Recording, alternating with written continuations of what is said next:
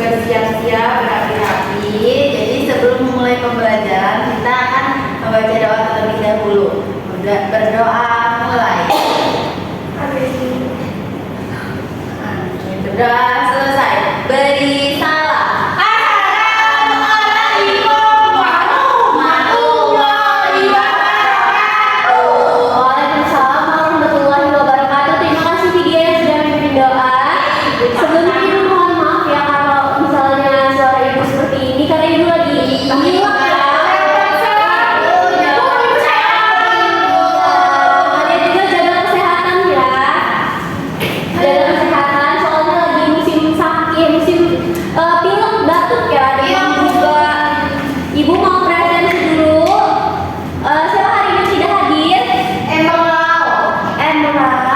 Kenapa Emerald nggak hadir? Emerald Panjaitan. Kenapa? Dia hari ada okunya mau dikremasi. Ya Allah, innalillahi. Juga langsung. Kenapa itu Umu?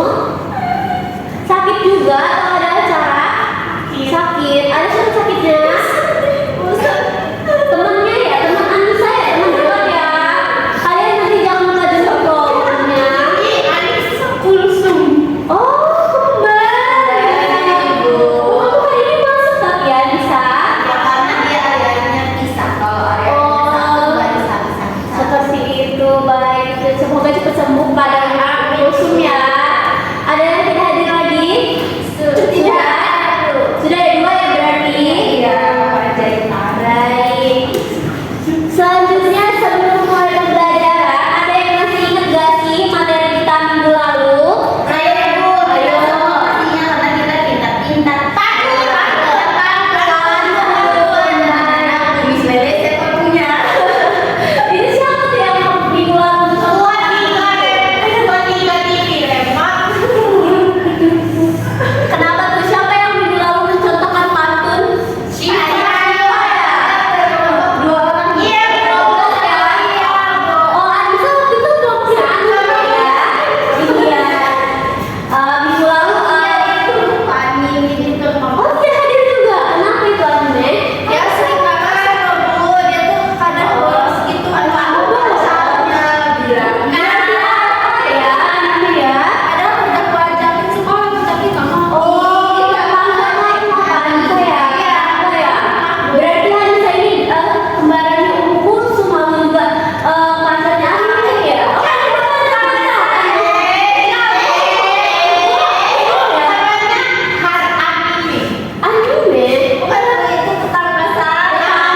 Biasanya ada loh tetangga itu menjadi tetangga gitu.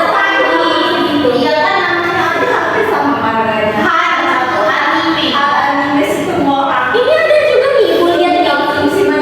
Tidak balap juga ya, ada ya.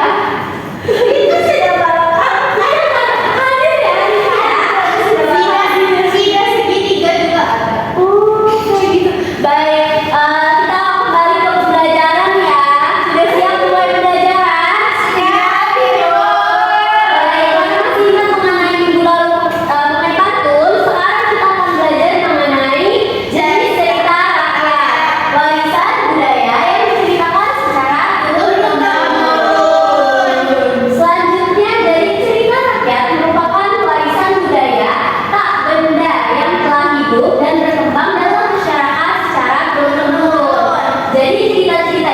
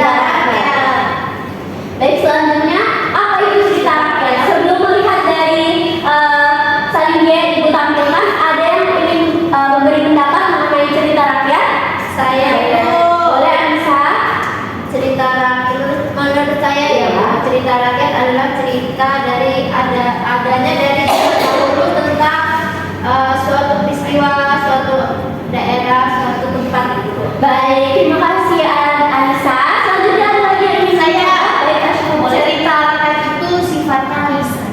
Lisan ya, jadi turun temurun ya. Iya. Jadi dapat disimpulkan dari pendapat Anissa, Ashifa, cerita rakyat ini kisah yang berasal dari masyarakat zaman dahulu dan berkembang dari mulut ke mulut ya, lalu menjadi warisan budaya lisan yang diwariskan secara turun temurun.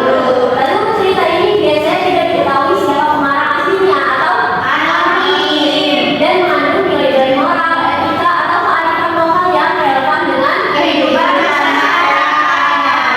Baik, itu adalah pengertian dari cerita rakyat ya. Ada yang ingin ditanyakan? Sudah jelas?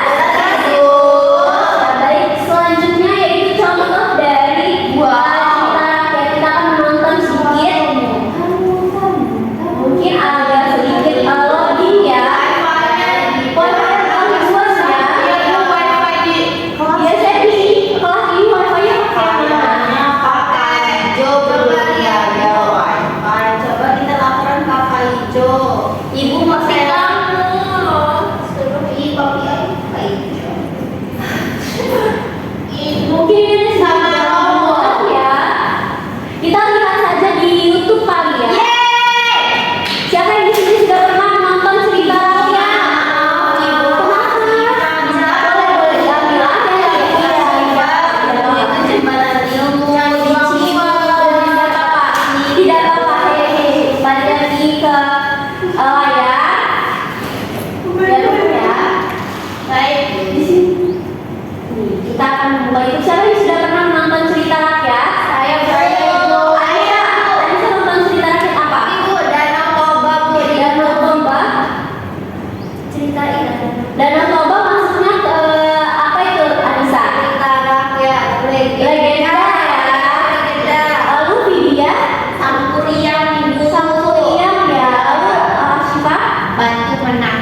Rata-rata kalian nontonnya ini ya, apa namanya? Legenda itu. Cerita rakyat. Kita akan mencari video cerita rakyat agar kalian dapat melihat secara langsung nih video dari cerita rakyat. Kita mungkin cari yang singkat saja kali ya. Ini Bu, cerita rakyat singkat dulu seperti itu. Kalian jangan lupa memperhatikan agar dapat Itu batu mana ini ya, batu manis atau mau ini nih, Roro Jonggrang. Batu gantung. Oh ini batu gantung ya. Baik, kita buka batu gantung. Gede banget ya tiba-tiba. Maaf.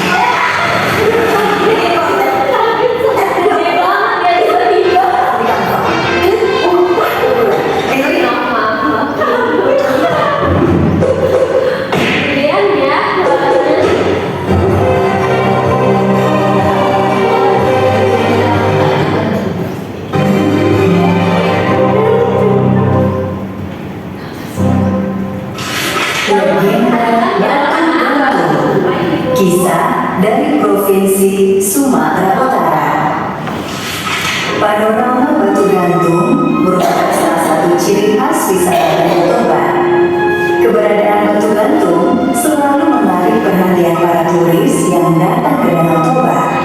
Danau Toba berada di Pulau Samosir, Sumatera Utara. Jika wisatawan menyusuri Danau Toba, maka akan menemukan batu gantung yang terletak di Parapat.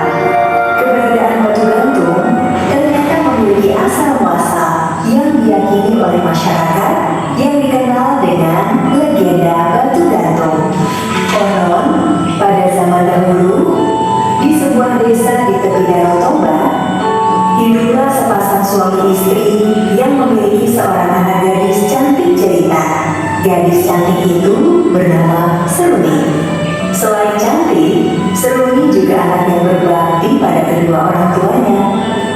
Ia selalu bersikap sopan dan senang membantu pekerjaan orang tuanya. ingat ya. Suatu hari, Seruni harus berpisah dengan pemuda pujaannya yang bernama Sidoli. Dori harus pergi merantau untuk mengumpulkan uang sebagai biaya pernikahan. Dan Motoba dan batu-batu yang ada di sini menjadi saksi si Dori.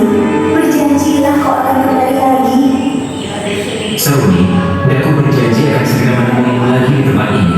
Kita akan segera menikah.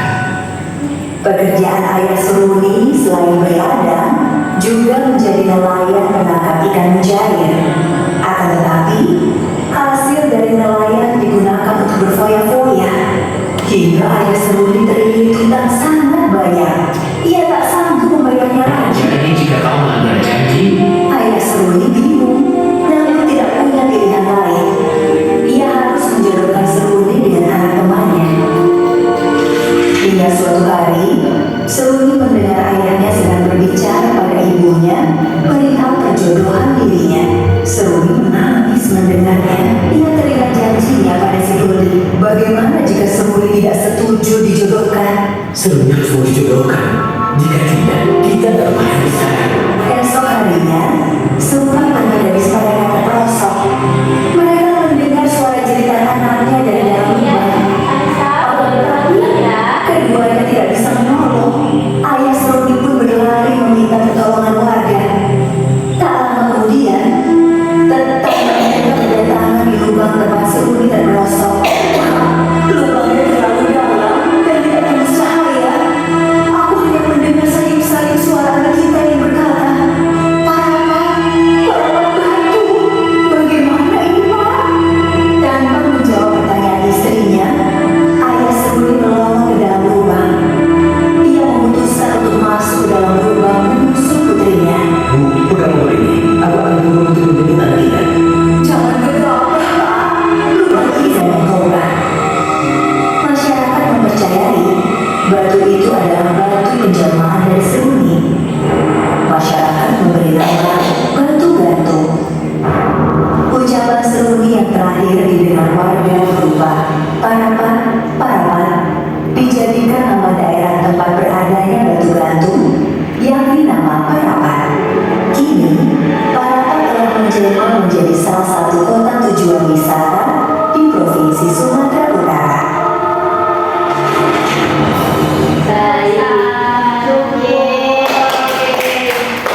Jadi itu adalah contoh dari cerita rakyat ya anak-anak.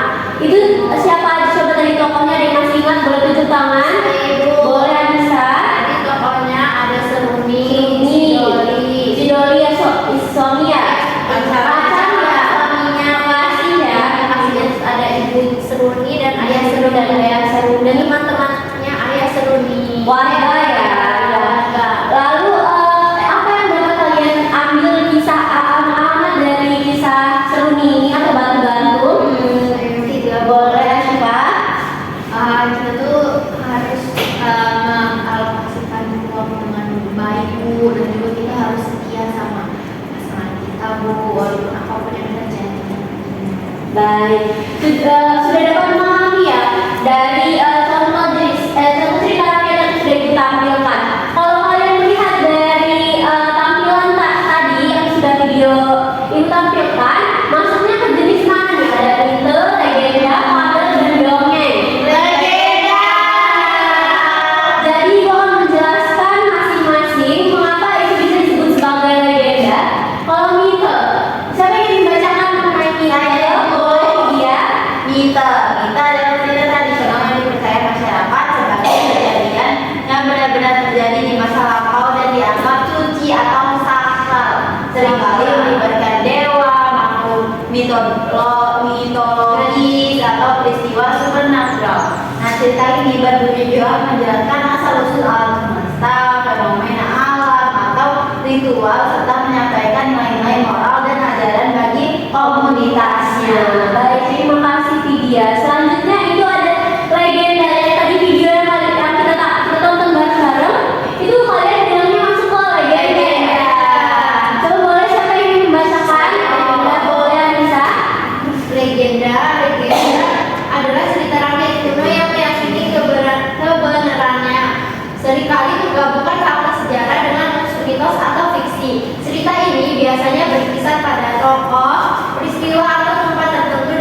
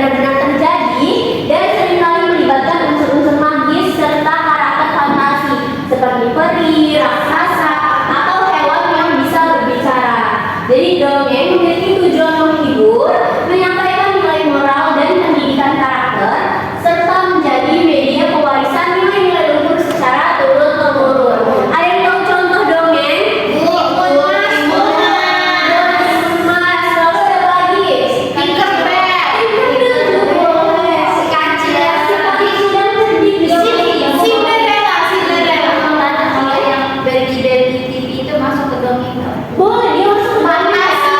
Iya benar banget fantasi karena belum tentu ada di depannya kata-kata.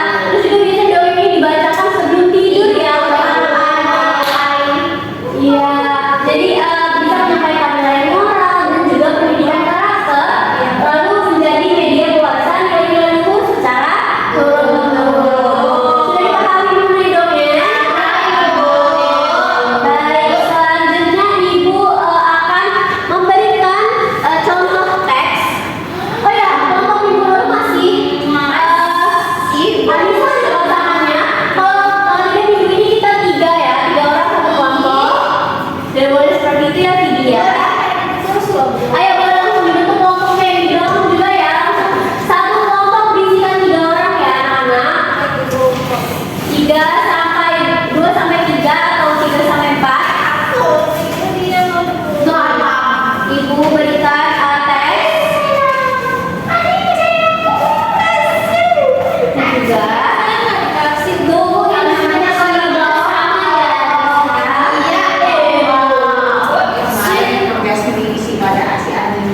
Baik, sudah menerima kertas semua? Jadi kertas ini berisikan cerita rakyat. Sudah dapat masing-masing ya kelompoknya? Jadi cerita rakyat tersebut Ibu minta tolong kalian analisis dan diskusikan. Minggu lalu kan kita sudah membahas mengenai strukturnya ya, struktur lalu juga unsur-unsur. Kalian analisis cerita rakyat lalu masuk ke dalam apa yang kan Ibu belum jelaskan, masuk ke dongeng atau fabel atau legenda. Lalu nanti kalian akan mempresentasikan. Oke, sudah jelas? Jelas, Ibu. Jadi kerjakan Ibu beri waktu 3 menit cukup. 5 menit, Bu. 4 menit ya, 4 menit cukup. Baik, 4 menit ayo boleh dikerjakan. Iya, udah banget. Jangan lupa diskusi ya, sudah jelas yang di belakang. Baik, boleh mulai didiskusikan. Di sini sudah dijelaskan ya, ada masing-masing cerita rakyatnya. Ini sudah dapat cerita rakyat apa ini? Ini dongeng ya. Ada dongeng, ini sudah boleh memberitahu jawabannya ya, Anissa. Jadi di sini, nih sudah ada ya. Ya sudah jelas kelompok ini dapat apa ini, dapat teks apa? Legenda. Nih dapat teks maling kundang ya. Maling kundang, baik. Yang di sini kelompok 2 dapat apa ini teksnya? Si kancil ya.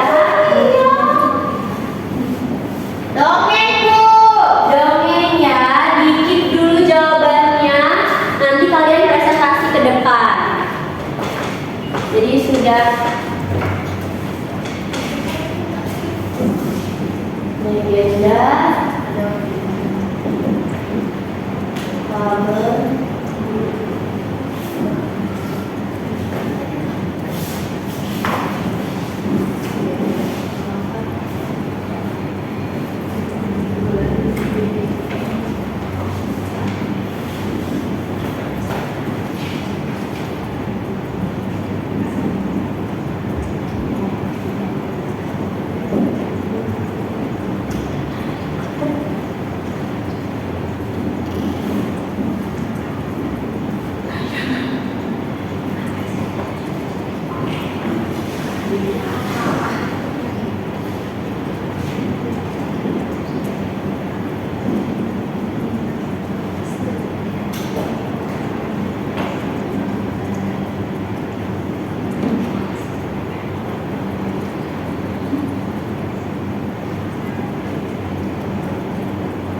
jangan lupa ini analisisnya ya.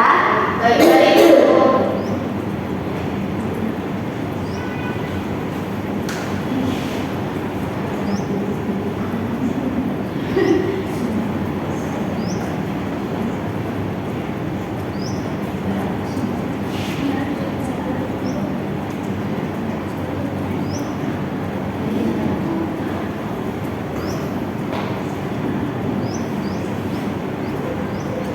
Baik, sudah belum?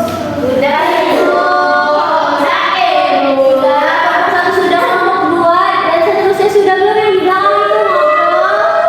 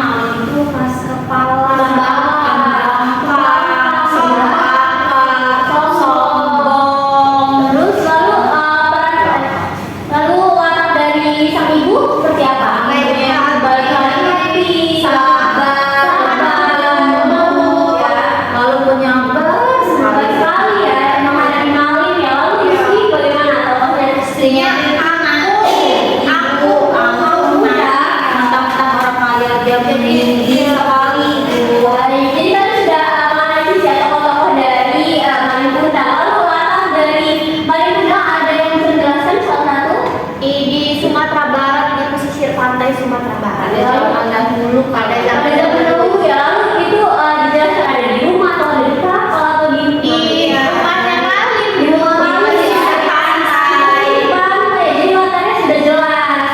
Lalu ada apa terjadinya puncak konfliknya gitu ya dari permasalahannya itu berlaku pada saat Malin memutuskan untuk pergi ke kota untuk mencari uang dan merantau meninggalkan ibunya. Di situ permasalahannya mulai muncul, Ibu. Jadi awal-awal konflik itu muncul saat Malin merantau ya, meninggalkan sang ibu, mencari uang seperti itu.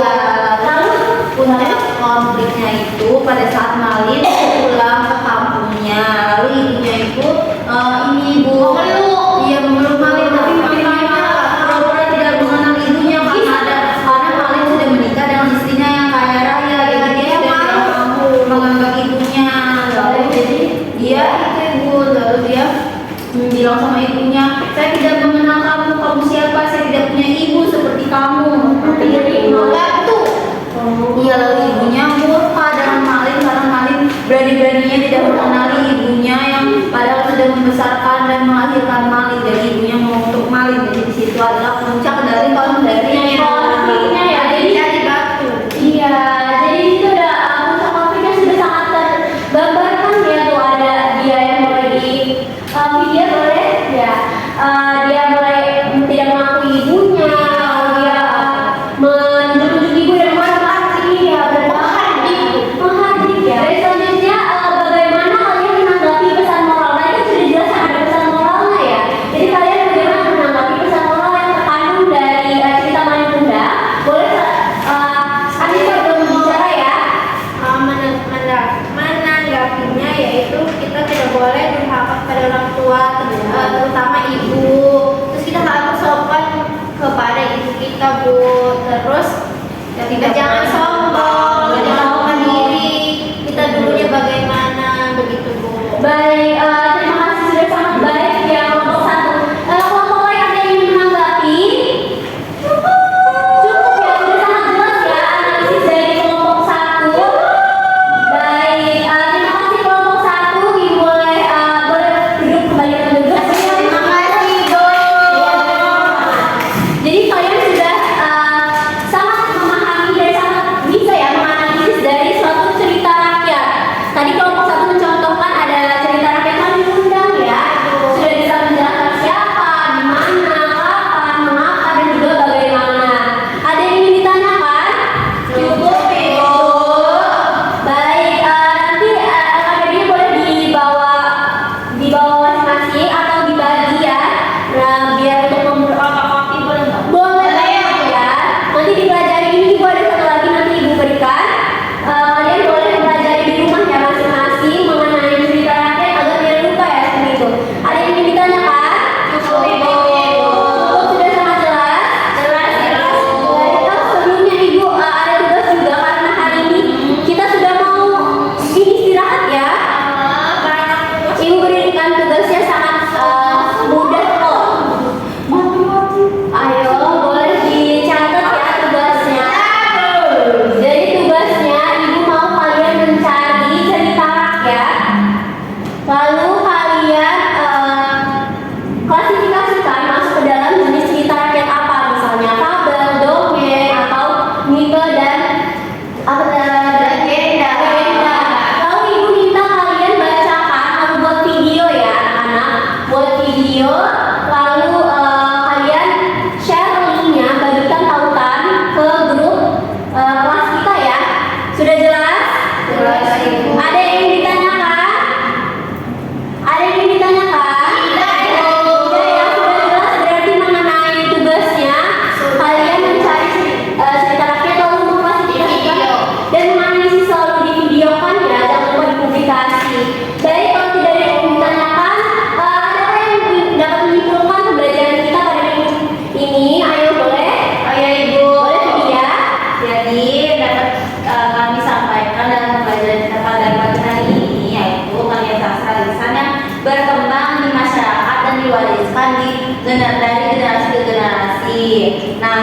ini mencerminkan nilai budaya, norma sosial, kepercayaan, serta pandangan hidup suatu komunitas melalui tokoh, alur, latar, dan khas. Nah, cerita rakyat itu tidak hanya berfungsi sebagai hiburan, tapi sebagai sarana pendidikan, moral, dan pelestarian budaya. Nah, cerita rakyat juga memiliki peran penting dalam membentuk karakter, memperkuat tradisi, dan dan mempererat identitas budaya suatu bangsa. Nah, jadi dengan mempelajari cerita rakyat ini, kita dapat memahami warisan yang dari leluhur, sekaligus menjaga kekayaan budaya agar tidak punah oleh perkembangan zaman. Baik, terima kasih. Video boleh diceritakan sedikit ya. Jadi terima kasih video yang sudah dapat menyimpulkan pembelajaran kita pada minggu ini. Mungkin sudah dapat dipahami. Ini pertanyaan diskusi yang akan Ibu share ya di grup kita. Baik, Ibu. Terima kasih. Jangan lupakan akan ada pertanyaan diskusi anak Ibu untuk minggu depan dikumpulkan oleh ketua kelas. Ada ketua kelas yang video ya. Jangan lupa minggu depan sudah dikumpulkan di meja Ibu. Baik, sudah dapat dipahami. Sudah, Ibu. Mungkin ini cukupkan pembelajaran kita pada pagi hari ini. Kepada ketua kelas boleh memimpin doa. Baik, teman-teman. Sebelum kita berdoa, silakan rapikan barang-barang teman-teman semuanya. Jika sudah rapi, marilah kita mulai berdoa. Berdoa mulai. Selesai. Beri salam. Assalamualaikum warahmatullahi wabarakatuh. Waalaikumsalam warahmatullahi wabarakatuh. Terima kasih anak-anak hebat Ibu yang sudah mengikuti pembelajaran pada hari ini dengan sangat semangat, lalu bisa menganalisis dan juga sudah bisa mempresentasikan. Semoga tugasnya dapat dikerjakan dengan baik, dengan lancar. Jangan lupa ketua kelas mengumpulkan ya di grup dan juga di meja Ibu. Sudah jelas? Ibu pamit. Wassalamualaikum warahmatullahi wabarakatuh. Waalaikumsalam warahmatullahi wabarakatuh. Makasih, Bu. Hati-hati, Bapak. Assalamualaikum warahmatullahi wabarakatuh.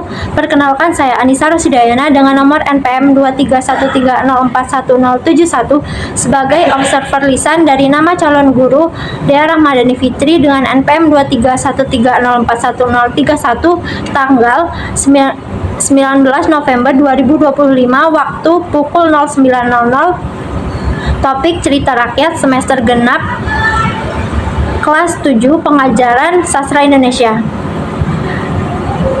Penilaian yang pertama, keterampilan berkomunikasi antar pribadi yang Anda amati. A. Menunjukkan kehangatan, ia sangat baik. B. Menunjukkan kepekaan, ia sangat baik. C. Mendengarkan, ia sangat baik. D. Merespon, ia sangat baik. E. Membangun hubungan saling mengerti, ia baik. F. Mendukung, ia sangat baik. G. Membantu, ia baik. H. Mengerti perasaan, ia sangat baik. I. Menangani emosi siswa atau mengendalikan situasi, ia baik. 2. Tandai keterampilan merencanakan dan melaksanakan kegiatan belajar mengajar. Yang pertama, menetapkan tujuan, ia sangat baik. B. Merencanakan kegiatan, ia sangat baik. C. Memberi nasihat, ia sangat baik. D. Membantu menilai, ia sangat baik.